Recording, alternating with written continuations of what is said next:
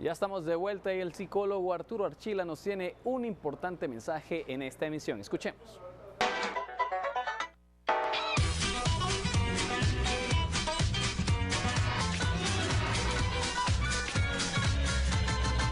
Convivencia significa vivir en compañía de otros. Se convive de muchas maneras, pero se requiere de afecto y respeto para convivir sanamente. No se ha dicho en vano que uno aprende el mundo que uno vive con el otro. La educación de un niño se legitimiza justamente en la convivencia del hogar y de la escuela. Sea de los padres o de los maestros, el niño va cambiando con la información que recibe, pero sobre todo con lo que recibe en el acto mismo de la convivencia. Así que si el adulto es impaciente, el niño aprenderá a ser impaciente. Si el adulto es detallista, cariñoso y honesto, el niño aprende a ser detallista, cariñoso y honesto. Si el adulto es vulgar, el niño aprenderá a ser chabacano o vulgar. Esto no es nuevo, se ha dicho y quizás se diga cuantas veces sea necesario, pero el aprendizaje no termina en la niñez. Los adultos también aprendemos unos de otros. Es obvio que si somos pendencieros, irritables, racistas y bebedores, es probable que hemos convivido donde ser pendenciero, irritable, racista o bebedor se vea como algo legítimo. En lo más obvio y más allá de ello, lo legítimo de la convivencia está en ver que el otro también soy yo, no como ideal, sino como un hecho. Lo que decimos o hacemos le afecta a todos, y lo que todos dicen o hacen, sin duda, nos afecta a cada uno de nosotros.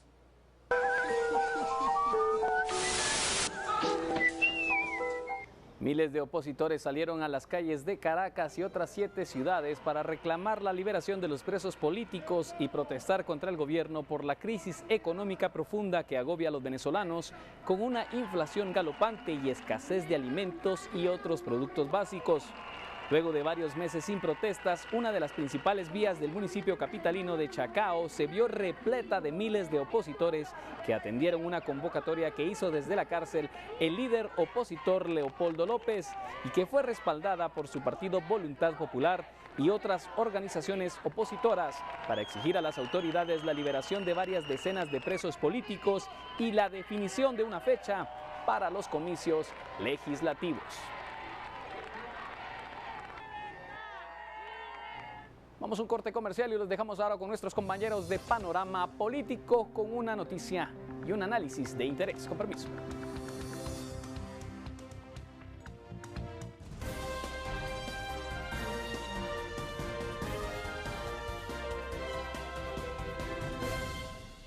Buenas noches, bienvenidos a Panorama Político. La Comisión Internacional contra la Impunidad en Guatemala y el Ministerio Público pusieron sobre la mesa de discusión nuevamente a Roxana Valdetti. Esto se da luego de que en los últimos días realizaran allanamientos y también pues le congelaran cuentas a la exfuncionaria.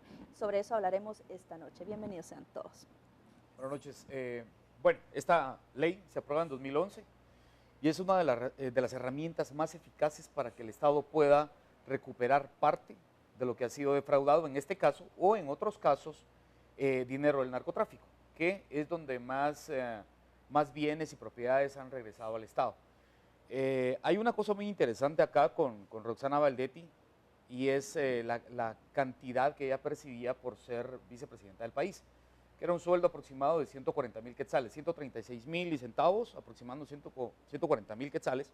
Eso quiere decir que en los 3 años y algo que estuvo a cargo de la vicepresidencia, debió haber percibido alrededor de 6, 7 millones de quetzales.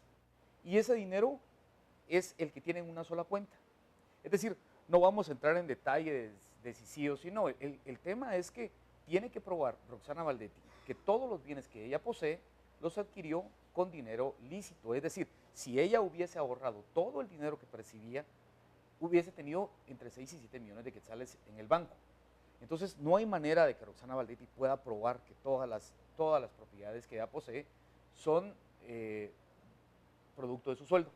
A mí me llama mucho la atención lo que dice, por ejemplo, la Comisión Internacional, lo que dice el Ministerio Público respecto a los allanamientos. Y yo creo que más allá de la cantidad, que es un tema muy importante a discutir, creo que lo importante también es ver cómo estas autoridades están haciendo el vínculo con estas empresas, que al final las viviendas allanadas fueron direcciones de supuestas empresas de cartón, que están vinculadas a la línea. Yo creo que eso dice mucho más quizá de lo que pudo haber tenido en la cuenta. Lo establece también la ley de extinción de dominio, y es muy importante dar a entender que no necesariamente las propiedades tienen que estar a tu nombre.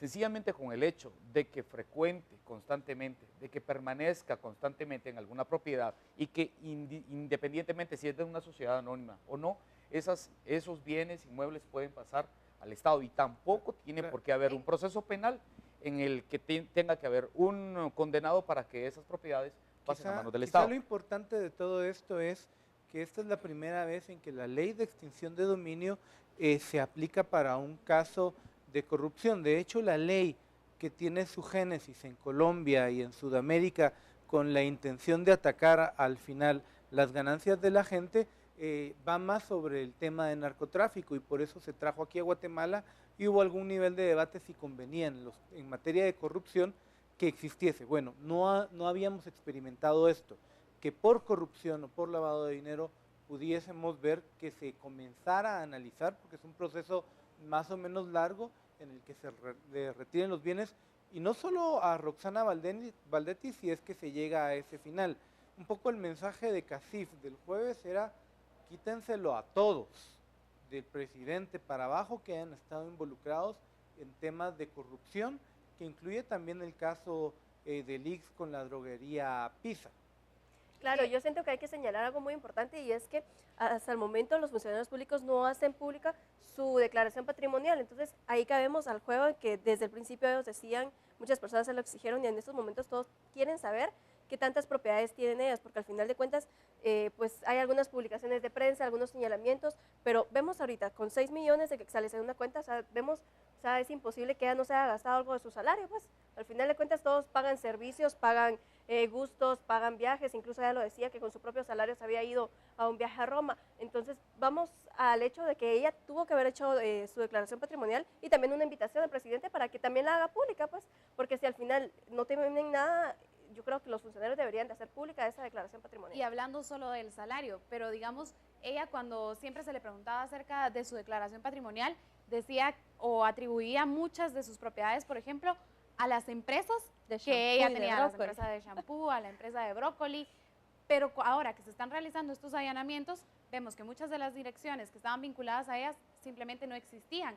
Entonces ahí es donde vemos también esas incoherencias que nos vuelven al tema de, bueno, ya no hay ni la menor duda de que la corrupción estaba tan, pero tan compenetrada, y que no es algo nuevo. Ella lo venía manejando desde hace muchísimo tiempo.